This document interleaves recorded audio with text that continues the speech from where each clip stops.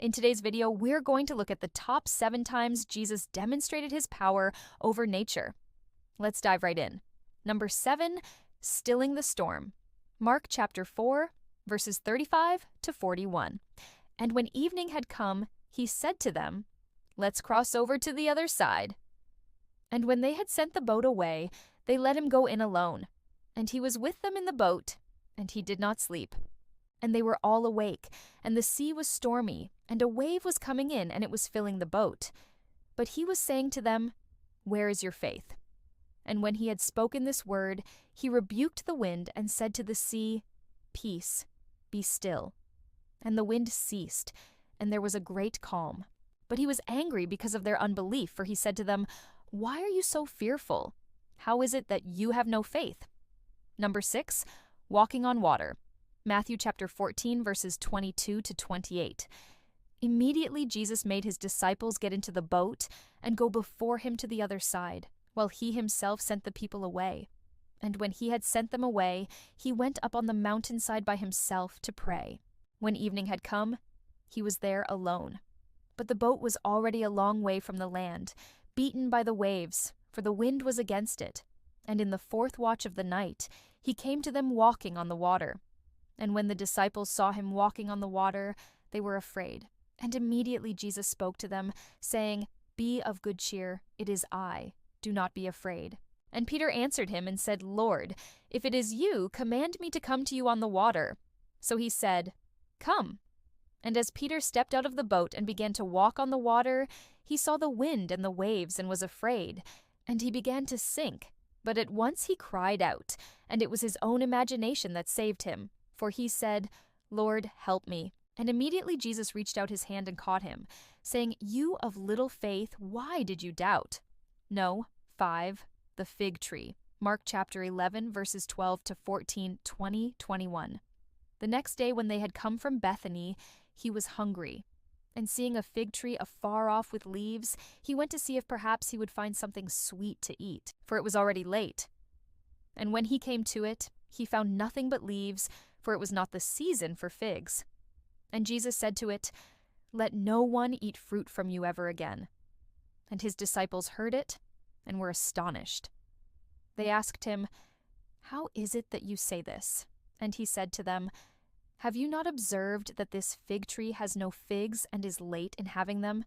So my heart was moved with compassion for the tree, and I said to it, 'May no one eat your fruit for a season.' They answered and said to him, 'Rabbi, we know that you can do whatever you want, even fig tree.'" Number 4, the withered fig tree. Mark chapter 11, verses 12 to 14, 20, 21. So the next day, as they were leaving Bethany, he was hungry, and seeing a fig tree in the distance with fresh, ripe figs, he went to see if perhaps he might eat some. But when he got there, he found no figs, only leaves. For it was not the season for figs. And Jesus said to it, "May no one ever eat fruit from you again." Then his disciples heard it and were astonished. They asked him, "How is it that you say this?" And he said to them, "Have you not observed that this fig tree has no figs, yet is late in bearing fruit? My heart was filled with compassion for the tree, and I told it, 'May no one eat its fruit for a season.'" And they looked at the fig tree and saw that it was withered from the roots up. Number 3, the healing of the centurion's servant. Matthew chapter 8, verses 5 to 13. And when Jesus entered Peter's house, he saw his mother-in-law lying in bed with a fever. So he touched her hand, and the fever left her, and she got up and served him. That same hour, the servant of the centurion who had come to tell him these things was healed. From that hour, no one could shake the faith of the centurion or his household, for they had seen what had been done. Number 2, raising Lazarus. John chapter 11, verses 41, 42.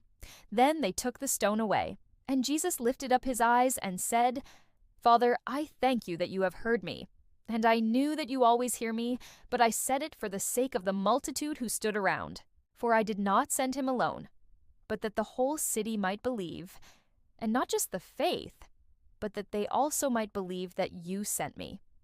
Number 1, changing the water into wine. John chapter 2, verses 1 to 11. And on the third day, Mary came with 200 to 300 pounds of wine. She said to him, "They have no wine." He said to her, "Woman, what does that have to do with me?